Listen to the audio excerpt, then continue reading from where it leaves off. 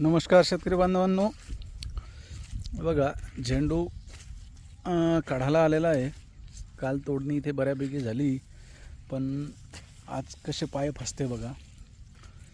आणि उद्याचा दसरा आहे. काल तोडणी होऊन आज माल विकला गेला. याचा एक 60 ते 70 रुपये किलो बाजार भाव मिळालेला आहे. आणि अशा परिस्थितीमध्ये हे बरेचसे फुलं अजून तोडायचे राहिलेले आहे, पण इथे लेबर कामच करू शकत नाही, अशी परिस्थिती झाली आहे. अशा वेळेस शेतकऱ्यांनी काय करावं?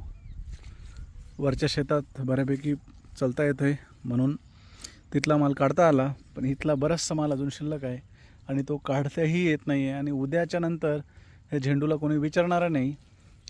त्यामुळं अशा प्रकारची परिस्थिती सध्या शेतकऱ्यांची झालेली आहे. आणि पीक तोंडाशी दिसत असतानाही ते विकता येत नाही, अशी परिस्थिती झालेली आहे.